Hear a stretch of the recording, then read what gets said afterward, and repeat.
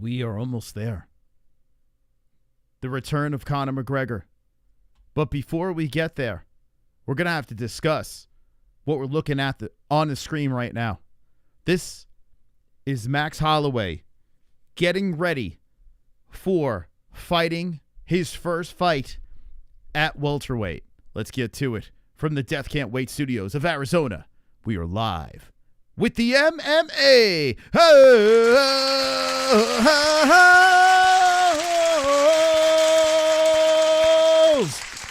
Wonderful, wonderful. Welcome to the stream, everybody. Hit the like button if you haven't done so yet. How's everything going in the chat?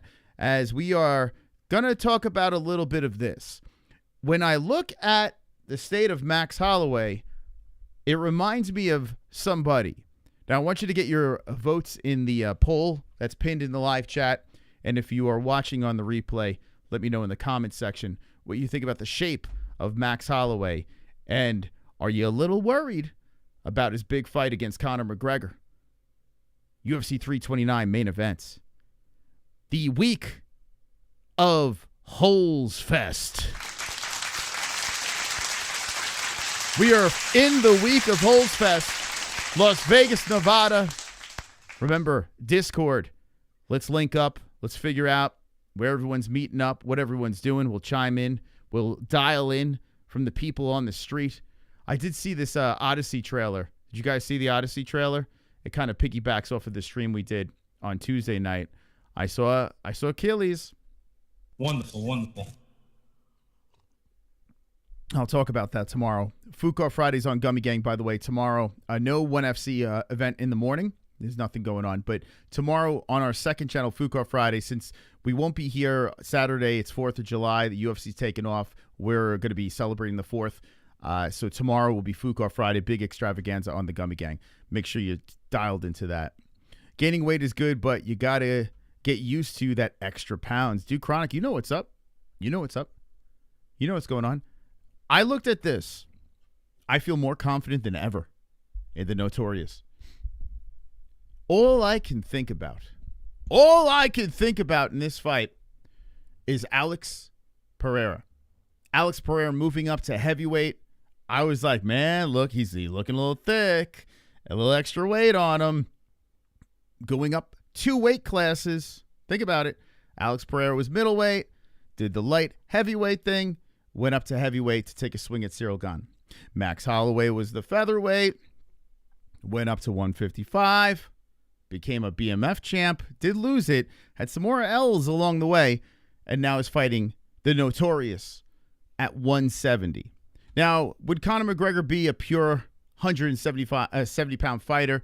No, considering he's fought at featherweight as well. But he's been there already. He's already fought at this weight, at welterweight. He's won at welterweight. So I got to say, I think come the night of 329, I think this line's going to be basically even. Get Conor at that big plus money. Go take a swing at it. Take a swing. Let me look at this poll over here. Drop this poll in the chat. Let me see what's about. Said Max Holloway at 170 is built like a tank, 12%. Eating good, 48%, almost half. Alex's heavyweight arc, 20%. Bad news for Conor, now 19%. So 46% popped up. And get your votes in our live chat. We'll keep an eye on that. We're going to discuss all the news out there on the interwebs. And it's going to be a fun show. We hit our goal. We open up the phone lines. Use the EPO to make 145 without dying. I see a little Jamal Hill in him. You see, yeah, he's looking a little Jamal Hill style for sure. Superwoman was a great movie. I didn't see it yet. But you, the critics disagree? I mean, I disagree with critics. Still got to watch it. Conor has no cardio. He had a lot of cardio in Max 1. He had some pretty good cardio there. The first time these two fought. Then he laid on him, dominated him. I'm telling you right now, if Conor doesn't get it done in the first 2 rounds, he's not getting knocked out. He's taking Max down. He's going to drag him down and take him to Pound Town. That's what he's going to do. He's going to harpoon like the whales. He's going to harpoon him like those whales that he harpooned in the bathrooms of those nightclubs He likes them big, Conor. He likes them big. Just go down the rabbit hole of Conor McGregor's mistresses. He likes them thick. Apparently, he likes his opponents thick as well. He likes them chunky so he can harpoon them. Matey! Harpoon him. Harpoon Max Holloway. It's going to be a great night for McGregor fans Saturday. Great night. UFC barely promoting 9 days out. Come on. Don't crying worry. Face emoji. It's like the same thing as thank you. Hey, you're the top dog, by the way. It's like the same thing as the White House card. The week before the White House card, we were hearing the same thing. It's no one's going to watch this and that. You know, people actually, if you look at the ratings, some people say they didn't do as good they thought they were going to do. But still, overall, I think it was a success, and I think everyone was wrong that was doubting it. Everyone was hating on the White House card. There's going to be no buzz, this and that. And then come fight week, it was insane. Absolutely insane. I've been doing this for 10 years, this live channel, and I've seen it. I've seen it over and over and over again. What's going on, man? Not feeling it. I've been guilty of saying that. I'm not feeling it. It's not. I'm telling you right now. Next week, it's gonna get crazy, especially when we get to that press conference. It's gonna get fucking wild. The embeddeds, all the clips, all the crazy stuff. It's gonna get crazy, guys. Don't worry. Top dog, Peter Griffin, MMA. Don't you worry. I know a lot of people don't want Conor to win. I do know that, and that's good. That's good that people don't like Conor as much as they don't, and people like Conor as much as they do, and then you got the people in the middle that are not sure. I like that. That's perfect. That's perfect for a fight week. It's great. So if you can't stand Conor McGregor, keep letting me know in the chat how much you can't stand him. You loathe him. He's this. He's that. I want to hear it in the chat. I want to hear you fired up. Let me fire up this the news here. Okay, so we're going to roll through this news, and then we're going to dissect Max Holloway's physique, because I'm telling you, man, things aren't looking good for Holloway. I think you should start making your excuses right now. When Max Holloway loses, I want to see the excuses right now. Get him ready, because you're going to need some good excuses. Yeah, it was rigged. Oh, he's done. Max is Cowboy Cerrone 2.0. Fuck the World Cup. I was talking about today. My barber is very interested in hockey, in soccer. And he's like telling me who he thinks is going to win. He's going on and on and on. And I'm like, well, what do you think of UF's chance of winning? I think they got the good team, he goes. I think they got good team. I'm like, yeah, they seem decent. I haven't watched the damn game, but people say they're all right. Yeah, they're undefeated. And I looked at him. I'm like, they're not undefeated. They lost to Turkey. What are you talking about? No. And he asked his other barber friend. He goes, right, the U.S. is undefeated. All wins, correct? And the other barber's like, yes, all wins. They have not lost yet. And my barber's looking at him. He's like, yeah, what is he talking about? And I'm like, bro, I don't know anything about this shit. And I even know the U.S. lost a game. And he looks at me. He's like, no, what are you talking about? What? This guy say, I say. So I pull out my shirt. My shirt. I pull out my dick. Wonderful. I pull out my phone. I pull up the standings. And the U.S. is doing pretty good, right? They're in first place still, right? And I'm like, Turkey. They lost to Turkey, dude. Why you being a jive Turkey? He's like, I did not. Oh, yeah. And the other guy's like, yeah. They lost to Turkey. That's right. That's right. It's like, what the fuck? If you don't know what you're talking about. What's wrong with people? Anyway, this is UFC Fight House documentary with BTS. BTS, the Korean pop band. Well, actually, I didn't see this. Incredible. I'll probably get flagged here. It kicks off with Dana saying, it's like clips. What is this on? Dana White on Mark Goddard. This ref is the best. I tell you, he's gotten better. I couldn't stand Mark Goddard for a while, many years. But he has gotten. He heard the fans, and he's going in the right direction. Herb Dean listens to the fans, and he's going in the other direction. I don't know how this is working, but so little clips. The Don. What's going on over here? Shout out to Peter Griffin MMA. Look at this guy. This guy trying to open up the lines. I like it, man. I like what you're doing, and I like Family Guy. Peter Griffin. I want to see Conor power after he used roids for leg. Oh, yeah. There are still benefits after you stop using. His power You know could be even more dangerous. Round 1, fire emoji. He's going to punch a hole in Max Holloway's head. And people can be like, yeah, he roided up. He cheated. Well, I mean, he got off the testing pool, got on the sauce, fixed the leg, titanium shin bone. What I think is going to be interesting. Actually, let me give you your upgraded top dog status. Look at this, Peter Griffin.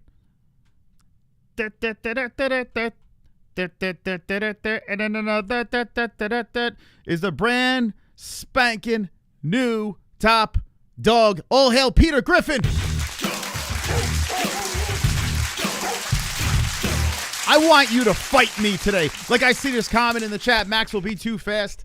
What does it matter speed if he can't reach his face? You got to watch that first fight. He couldn't reach. The little arms couldn't do it, so he used his legs. He tried to use those legs to kick on Conor McGregor. He'll be using those again. When he uses the legs this time, going off the titanium shin bone, bink, right off of it. Max Holloway might break his leg. He might, listen, I might make a prediction that Max Holloway snaps his leg. As soon as Conor leans into one of those leg kicks with the titanium shin bone, he might break Max Holloway's leg in half. It might happen, guys. It might be. I'm telling you right now. You will see on Saturday. I'm making a very bold prediction.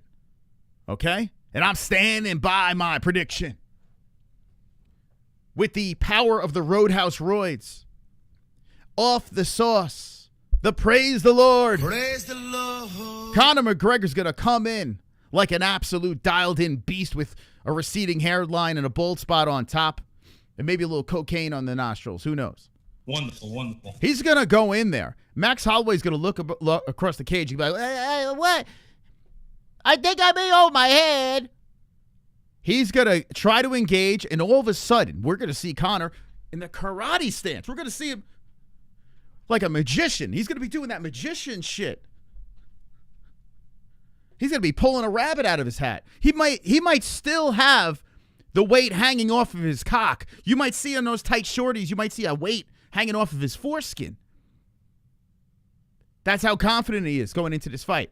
The magician hands bouncing in and out. Everyone's like, what the hell? He's back. Max is going to be swinging, and he's missing everything with those little 69-inch reach. Conor McGregor's 74-inch wingspan. Pop, pop. Pop, pop, in and out. Pop, pop. Max, oh, shit. Oh, shit. I want to be fighting Joel Oliveira right now because at least he got weight on me and be battered around.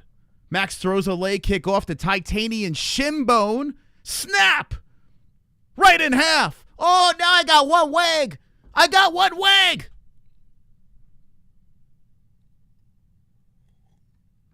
And then all of a sudden, silence. And then the crowd goes fucking wild.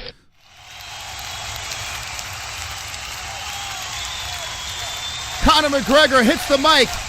Surprise, surprise, mother. The king is back.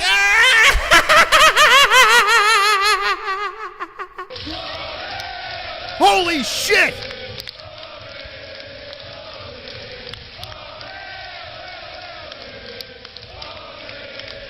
Belt over the shoulder. Conor McGregor does it again. Wait. Oh. There's no belt on the line. It's gonna be bad, my nigga. It's gonna be bad. Ah, super chat. Oh, you wait, guys. You wait. Just like Canelo Triple G, bro, the MMA is heathier with Conor. Can you imagine as Conor wins and Gaethje fights? That's a huge money maker. Remember you in just 250 free roll. 100 degrees here, bro. Let's go. Hey, Clocks. Hey, that's an OG right there. Clocks coming in, dropping the 20, saying, get out of my way. Get out of my way, Mr. Peter Griffin. Get out! Get out now! Get out now! Shoves him aside, says, put me in the box as the top dog. Thank you to the Clocks. Up in the lights on a Thursday night. Tonight's going to be a fun one. We're going to have a good time tonight. And if you are Team Holloway, let me have it. Let me have it, guys. Remember, he's the favorite. He's who everyone is picking. I'll take on all All comers, we open up the phone lines. I'll take you on the lines.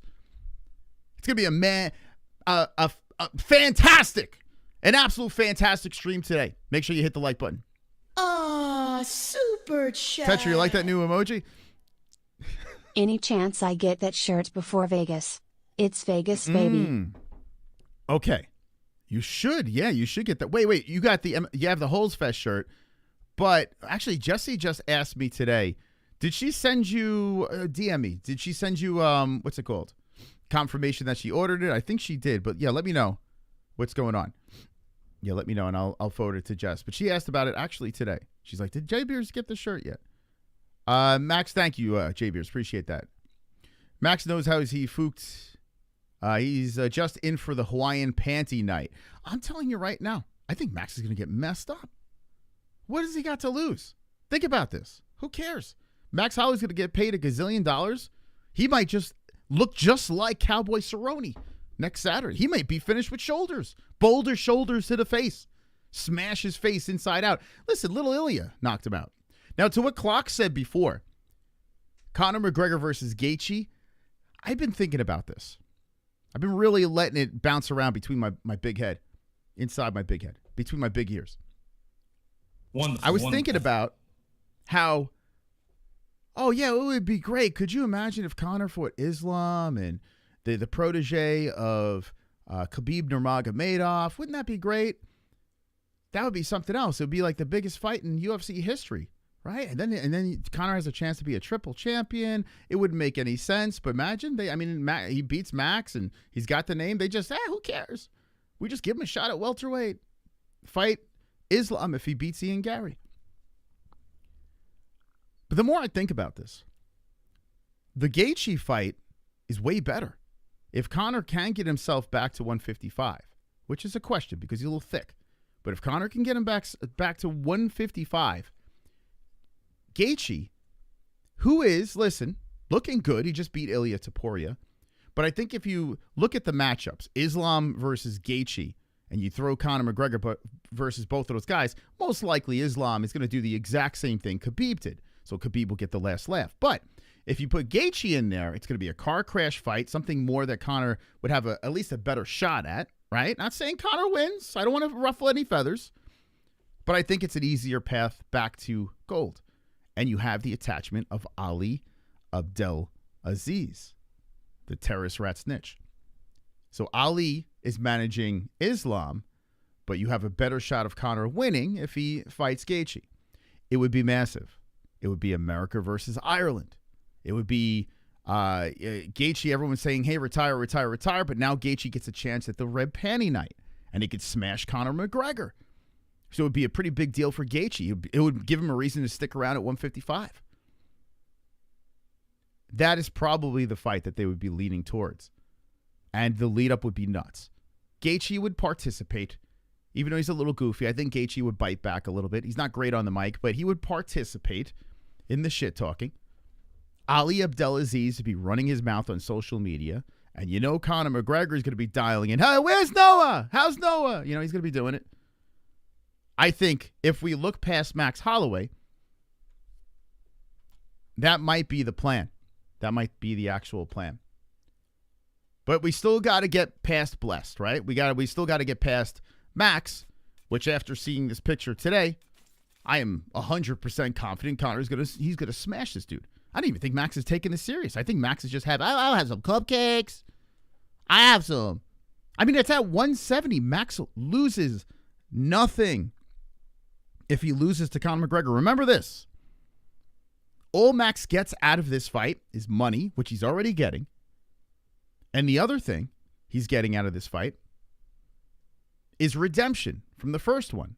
But do you think Max really gives a shit about that first fight that happened, 11 years ago? You think Max cares? I don't think he does. Like, I think he wants to get the win. I think he's competitive. But I think if he loses this, it means absolutely nothing. Max moves nowhere in the rankings. Okay? Max moves nowhere in those rankings. He stays exactly where he is. This is at 170. This is like a fantasy fight. Don't be surprised if Max Holloway loses come July 11th. Ah, super chat. One thing is for sure, I'm glad Blessed gets the red panty night and not Chandler. The fight will be so much better with Max. Oh, yeah, 100%. Yeah, 100%. Listen, after seeing Chandler against Hoofy, I feel fairly confident that that was just an easy layup for Conor. No matter what the injury or the time off, Chandler is way past prime. And I'm going to say it. You know, I enjoy Chandler fights. I think he's fun. He's always exciting. When he talks, he's annoying. But I enjoy him. Like when he fights and he fights Gaethje and all that stuff. I like that. But if you look at his resume in the UFC, this close against Charles Oliveira, and then that was it. Everything else was just nonsense. Beating Hooker is front kicking Tony Ferguson, a washed up Ferguson. I mean, realistically, Michael Chandler really wasn't UFC caliber. Maybe if he came a little bit earlier, he might have had an Eddie Alvarez type shot. But when he came in, I think he was a little bit too far into the game to really accomplish something. Close, but no cigar. Wonderful, wonderful. Manny C coming in with the 2. Maniac here. Just found out the actress in the movie Obsession is Mexican. Correct. It make perfect sense now. It's not a horror movie, it's a documentary about dating a Latina. I'm Mexican, so I can say that. Relax, people. I don't want any emails. Thank you, Manny. Manny dropped last week $100 on us. So shout out to Manny C. Manny's a legend. He's been around forever. Thank you for the $2, Manny C. I saw Obsession the other day. I spoke about it on Gummy Gang last night on our Supergirl thumbnail stream. And that girl's very attractive. And she is Mexican. Yes. She's going to be a superstar, this girl, for sure. She did a great job. And she plays a psychotic Latina very well. Very, very well. Who had a better career in the UFC, MVP or Chandler? Well, I mean, damn, I guess you got to go MVP, which is kind of crazy. I mean, Chandler was literally a split second away of getting that title. He had Oliveira. He even said in his head, he's like, holy crap, I'm going to be the UFC champion. I'm going to be the undisputed. And then everything fell apart the next round. Chandler also, if he grappled with Poirier, had a shot. He did. But he aborted game plan, and that fell apart. Chandler got better opportunities coming into the UFC. But MVP, I mean, he's still doing it. He's still dangerous. So I guess I hate to say it, we got to go MVP. Uh-oh. I got Jiu-Jitsu gang. What happened? I found our first stripe. You got a stripe? I don't have a stripe yet. You don't? Ellie got her first. Here, come on over here. Ellie got her first stripe. What?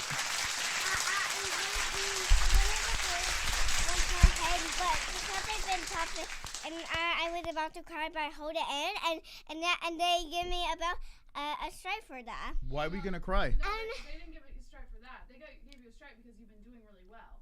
Yeah, this means you're doing good. And Did everyone start clapping for you? I got a video of it. Really? Oh, and what happened with you? he didn't get a stripe. But that's okay. How'd you do?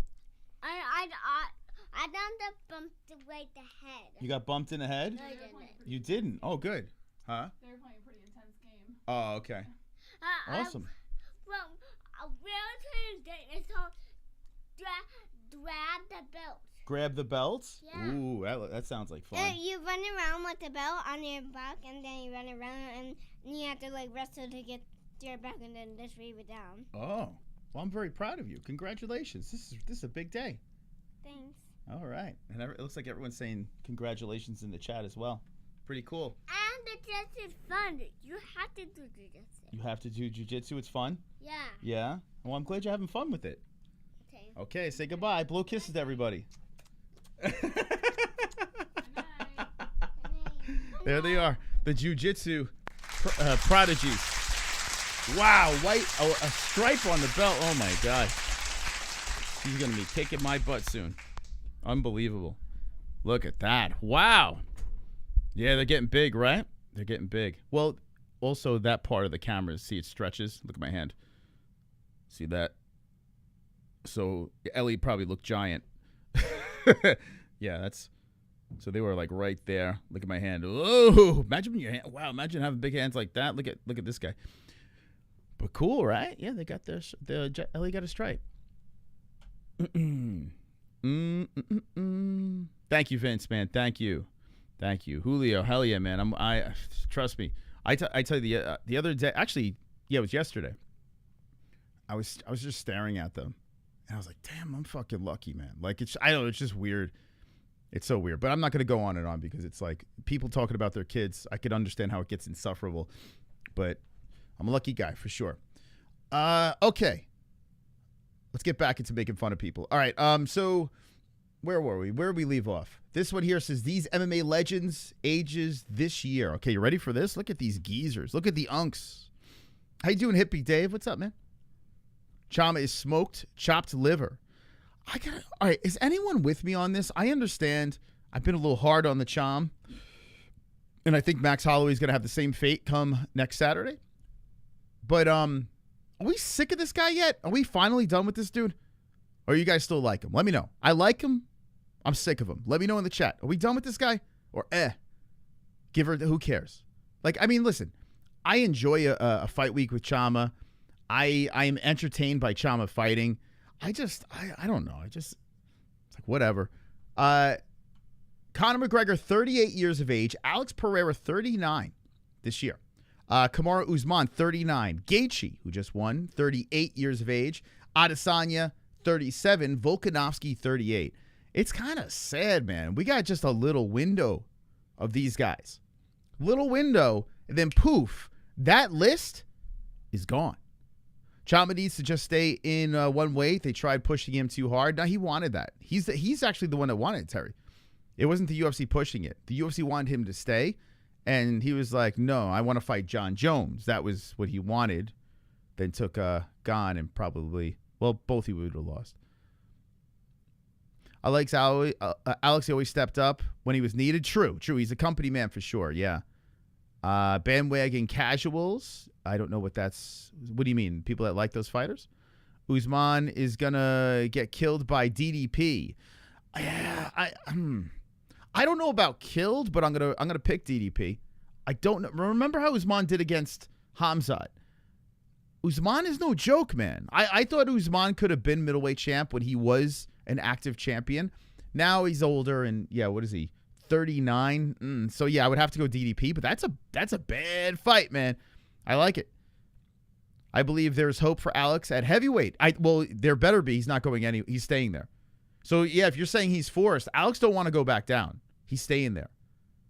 So yeah, if you don't like Alex at heavyweight, well, I think you're stuck with him there. I think this is where he's going to retire. If you start at 16, you burn out at mid-30s. Well, Max Holloway says, oh, hold my drink. Max Holloway started real young. Start slowly. It's heavyweight. People that turn on a fighter after a loss. Well, I've been hard on him forever, so it's not me. But, yeah, people are bandwagon fans for sure. For sure. But if they get annoying, here, think about this. Don't you think Tetra Alex is getting a little annoying with all this crying about Herb Dean? I mean, the crying is borderline insufferable about Herb Dean. It's like, okay, dude, a lot of people don't agree. A lot of people said they were illegal shots, but then the logically explained by multiple refs. It happens. It's part of the game, man. The crying that this guy is doing it's a little annoying. No, from a guy that's supposed to be a super badass to like completely crybabies. I don't know. I mean, if he did it in a funny way, I guess we can get away. Maybe if he made it a skit with Nina Drama, maybe. You love the MMA-Holes forever? Let's go. My personnel out. I don't know how to say that, but thank you. If Alex stays at heavyweight, he's done, he will. Yeah, well, he's going to stay there. Because think about this. He bulked up. I mean, it's a leap, right? So he bulked up at heavyweight. He's already done light heavyweight. Been there, done that. He already did middleweight. There's no fucking way he's going to go back down there. So he's comfortable here. Heavyweight is not the best division. So he could theoretically get some more wins. And hopefully when he's ready to fight for a belt again, he has the right opponent in his way and he beats him. You know? So, I mean, it's not impossible for Alex to still get that heavyweight strap. You know the UFC is going to do everything in their power to put CHAMA back in the mix to be a 3-division champion.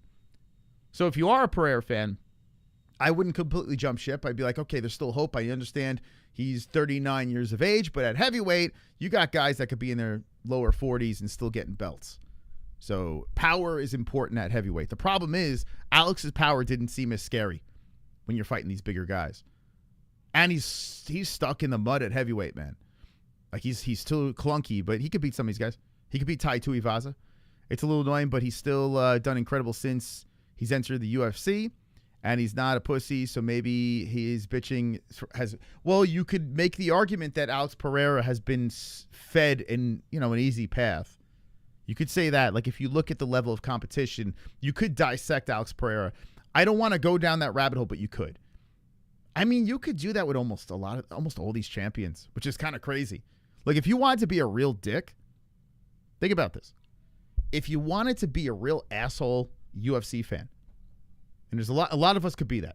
Let's be honest, right? Don't be an a-hole, be an MMA hole. A lot of us could be that.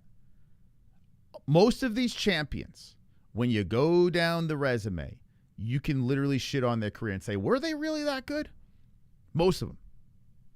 There's like maybe 4 or 5 all time that you can say, okay, it holds up. But a lot of these guys, listen, it's a business. It's a show. The UFC is like, okay, this person would work. I mean, think about this.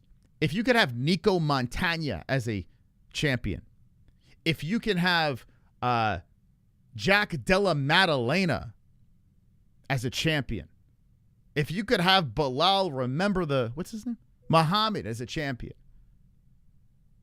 You know what I'm saying? Being a champion's cool. It looks nice. It's fun. You get paid a little bit more. They get paid a little bit more. It's not really what we pretend it is. It's why people like the BMF belt, because it's like a novelty. It's fun. At the end of the day, they're just disguising and making us feel that it's bigger than what it is when it comes to championships. Makes it feel more like a sport, more legitimate. But, I mean, you can go through a lot of these guys' resumes and be like, was it really that good? Or the path to the title, like, oh shit, man, that path was he got handed a title shot. A lot of that. And I've gone down the rabbit hole with Alex. You look at Alex's resume, you could be like, oh, okay, I see what you're saying. Why you think John Jones never fought Tom or Francis? He knew they whoop his ass. I do think that John was ducking. I do. That whole duck thing. But now you think about it, Terry, he probably would have whooped their asses. And I got to be honest with you, you might still see Jones versus Francis. Maybe not in the UFC. But you might, for some reason, I'm thinking you might see some sort of senior citizen fight between those two at some point. You might. But I think, I think Jones ducked him. There was a lot of risk there, but I think Jones still beats him. Easy fights in the UFC. Everyone in the UFC beat the shit out of all regional fighters before they got to the UFC, because it's a different level. Yes, UFC is 100% a different level. But if you got guys from the Contender Series with 5 professional fights, now they're on the roster, think about it. Half of the UFC's roster is regional at best. Maybe more, maybe 75% of the roster. But when you're top tier in the UFC, well, those guys are fucking everyone up. But yeah, I would even say 75% of the UFC roster. You know what I'm saying? Now, maybe some of those guys evolve and get better, sure. But the top 25% of the UFC is the best in the world, in my opinion. That's about it. You know what I'm saying? And I love the UFC, but let's be serious. Everything else is fluff. I was being nice when I said 50. It's probably 75%. You know what I'm saying, Vietnamese style? But I understand, like, covering this sport for as long as I have, I still appreciate it.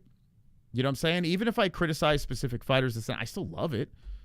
You know? I enjoy it very, very much, but I'm realistic about it. Like, I'm not completely naive enough to believe a lot of the narratives and storylines. Even, like, listen, I love Conor, but I understand the assignment. Conor on the way to the belt. In the middle of it, when it was Conor Mania, I might have been a little bit, like, just smitten by the story that they sold. And sometimes even at this moment, I fall in love with some of the storylines. How you doing, Two Joints? But a lot of times I could just sit back and understand what it really is. Understand what CHAMA is. CHAMA is a machine. CHAMA's a lot of fun. He's got a great walkout. He's got the look. He's got the slogan. I mean, they gave this guy a slogan. Slogan is the first step in starting a cult. Wonderful, wonderful. Let's move on. BTS. All right, we saw that. Got to be honest, I hate flying economy when flights are booked. When you fly first class, you just sit there in quiet with headphones. Yes, ma'am. No, ma'am. This is Sean Strickland, by the way. Back by the toilet, in the back. Bro, effing animals. Y'all primitive mother effers. Laugh my ass off. Straight war zone. Thank you for sharing that, Strickland. Could we see Diego Lopez versus Sarukian?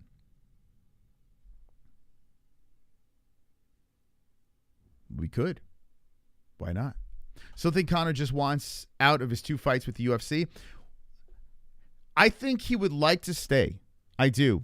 But he said he's going to test the market because there's stupid money waiting for him outside of the UFC.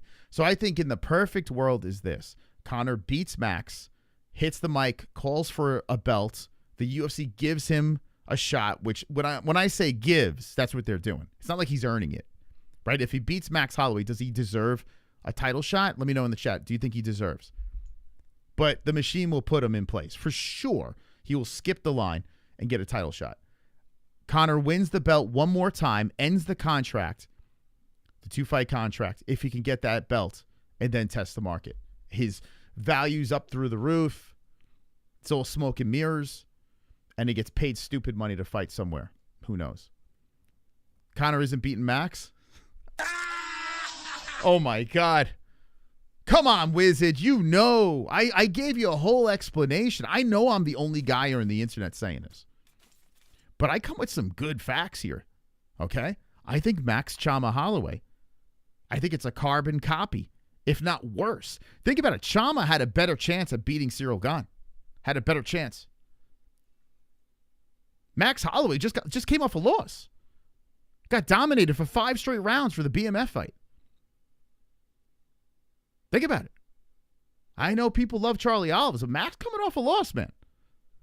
And look at his body over here. Max CHAMA Holloway. I'm telling you, man. I'm just trying to help you guys out. I'm just trying to prepare you for the return of the Mac. Kind of right, Vietnamese style. What are these guys talking about? I don't understand. I don't get it. By the way, I have the brand new emojis in the chat if you're a member in the chat. I have 2 versions of Max.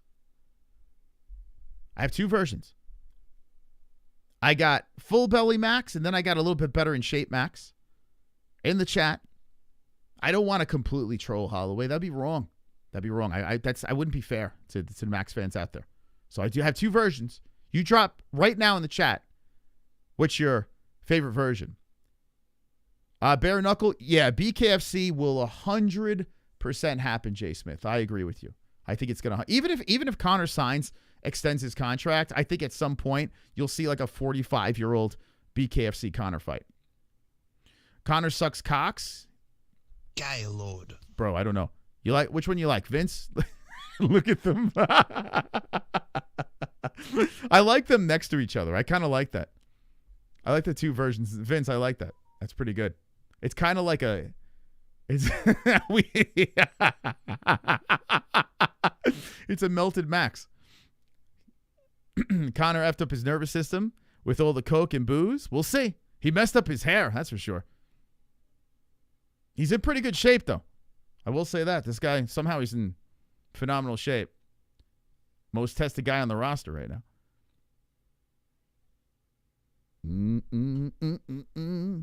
Man, I'm pumped. I'm pumped. Come next week, it's going to get crazy. The version where he gets his ass beat so bad he never returns. I can't stand his voice. Wait, which one? Which one? They both have very bad voices. Is it me? Or are you talking about me? Or is it talking about the Mac? Hold here. You fuel. Thank you, Vince. Thank you. If Conor stopped putting weights on his cock, he might have a chance. Dude, he's going to fight with it on his cock. That's what I heard. A little birdie told me Conor McGregor will actually have his weight duct taped to his schmegma during the fight. There's going to be a Delta formation flyover. All right, so there's a bunch of footage that popped off from the White House thing. I don't know how much I can show. UFC Fight House doc shows BTS with Justin Gaethje and CHAMA. Let's see what this one is. This is 29 seconds. I'll probably get away with this. This is my last. That's got music. Anyway, where can I see this, man? I guess on YouTube somewhere, right? What's this? Gaethje. What? This is Jake Paul and his fiance, Michael Rubin's white party. Is this a Diddy party he's at? What's going on? I'm kind of over Jake Paul. I got to be honest with you. Like, I never really was into it.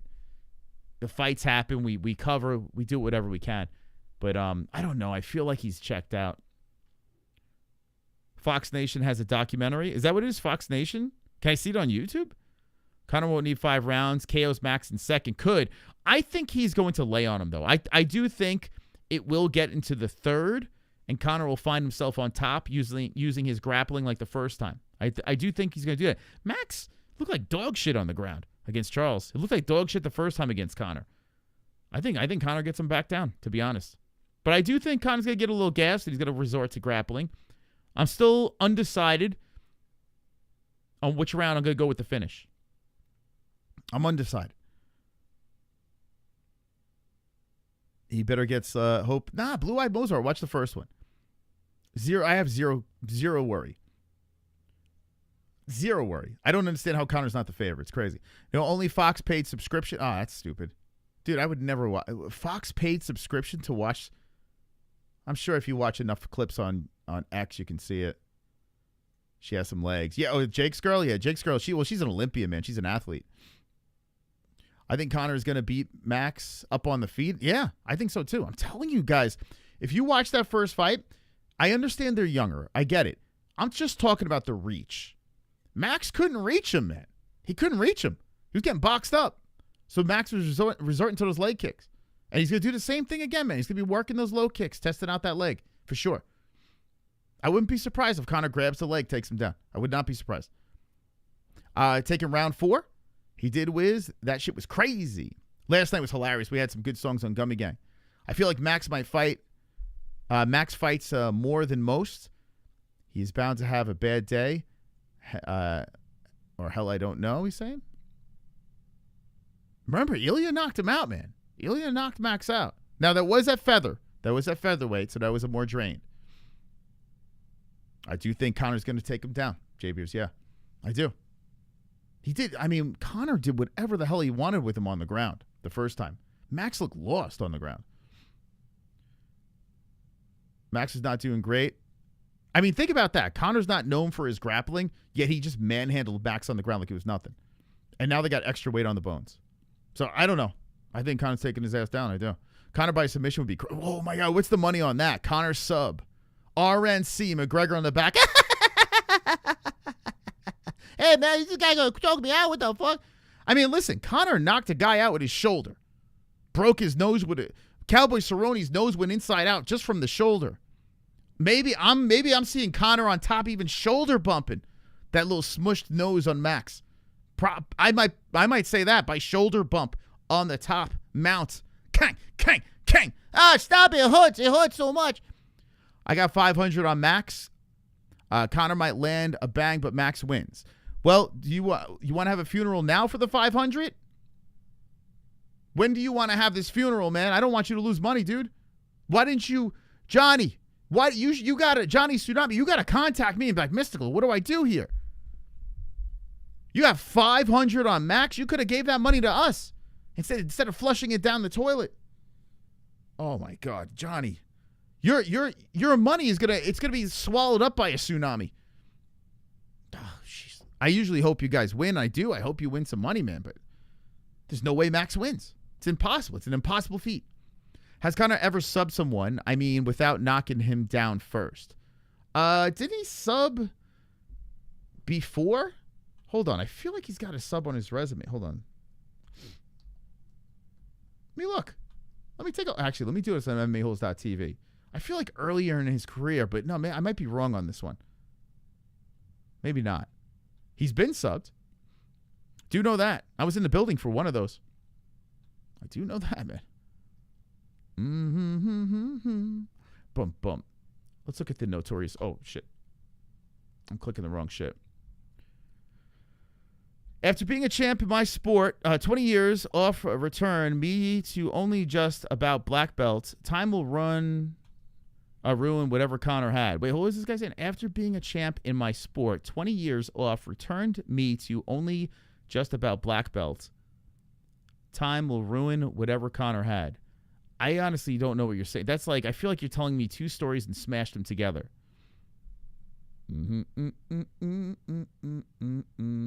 There's a submission. Yeah, Cage Warriors. CWFC. Cage Warriors, number 47. Got the RNC on Dave Hill. He got he lost the arm triangle. This is a Joe Duffy. Remember when they brought Joe Duffy into the UFC saying this is the Conor Slayer? That didn't work out. He lost by knee bar. Cage of Truth. So, yes, Dave Hill was a victim of his submission.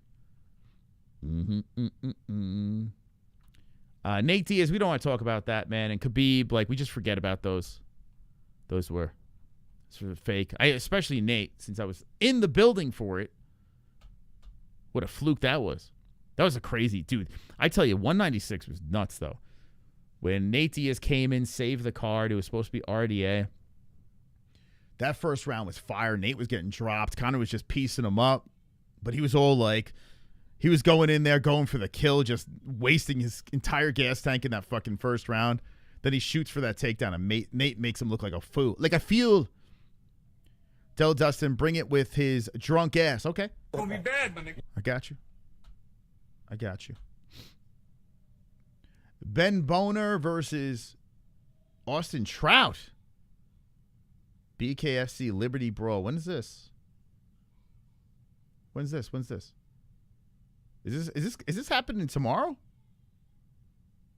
BKFC Liberty Brawl. When is this?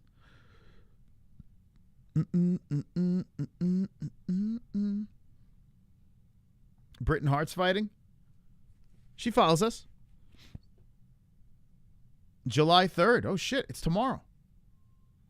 Uh-oh. What do we do? Do we watch this while we're doing Fuqar Friday? Oh, what do we do, guys? I wouldn't mind seeing that. July 3rd. Exclusively on DAZN. Do we watch it on Fuqar Friday? Conor was doing whatever he wanted in the first round was crazy, man. I thought he was going to be done in that first. I thought he was going to sleep him. He was trying to make a statement there, and he thought that's so stupid. She's hot. My favorite for life is Tony Ferguson. Whoops, I lost you. What do you say, El Kukui? Nick and Nate Diaz, true killers. I mean, you can't go wrong with those three. You can't. They have been exciting for sure. I had a lot of respect for Nate. When he got that sub on Conor, I was like, damn, bro. The way that fucking crowd turned in his favor, I was like, impressive. Impressive. Joe Lozon is supposed to be fighting. I did see that. Is he on that card tomorrow? That Dustin snippet makes me laugh. Which one? What are you talking about? It's gonna be bad, my nigga. That one? At the casino, not the events. What, tomorrow? Man, I don't know. What should we do, guys? I guess I could have it on the background with Fook off tomorrow. We're due for a Fook off. Fook off on a gummy gang. Check this video out of Yuri Prohaska. Look at this. Yuri Prohaska. I'm coming. I'm coming! Is coming into a stinging nettles. Entire body in a stinging nettles. Well, I don't know what a stinging nettles is. But I guess it hurts. What's this?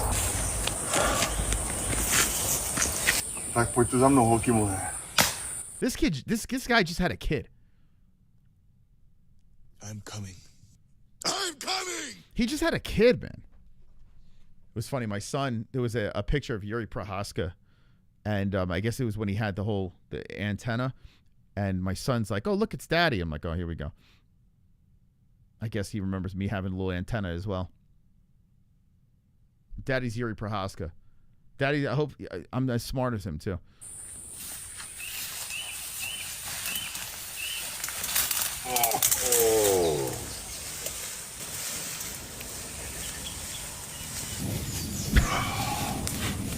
What do you think the mother of his child is saying when he's going out there and doing this? I mean, I understand. Listen, he's on the spectrum, right? We all know this. So this is the reason for it. And this is the reason why I love Yuri Prohaska. He's great. He's so funny, man. He's like a little off. I mean, a lot off. But eventually, it's gonna be like a Steve Irwin ending to this guy, man. He's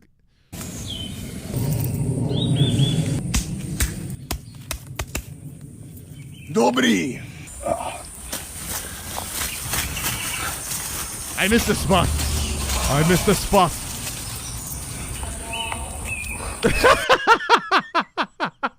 Bro was gonna put it in his pants.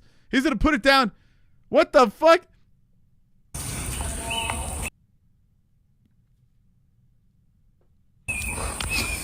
Coraggio. Non si vede qui. All night, body tingling, but the next day feel cleansed and reborn. That's Yuri Prohaska for you. Getting ready. I'm coming. I'm coming! He's coming. He's coming all over those bushes.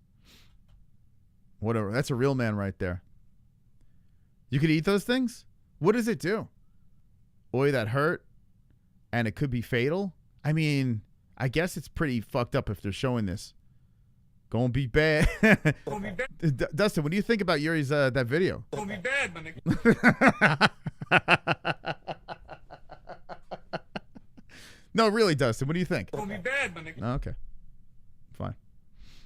This is a banger right here. Sal Killed getting a shot against Gamrot. Could you fucking believe this? Sal Killed. Australia. This is your next JDM right over here, but better. I'm going to say this. I like Sal Killed a lot. I really like this guy. I hope he beats Gamrot, but he's got a tough one here. This is a fight. What a level up for Sal Killed. So Sal Killed's at 12 and what Gamrot's at 8. Yeah, good luck getting past Gamrot. Gatekeeper Gamrot. Who are you picking this? Who would you pick? This is a great fight, man. This is going to be at the Apex too. What a shame. This should not be at the Apex. I mean, it's not. Gonna be bad, my nigga. He is nuts for immunities, supposedly. Is that what it's for?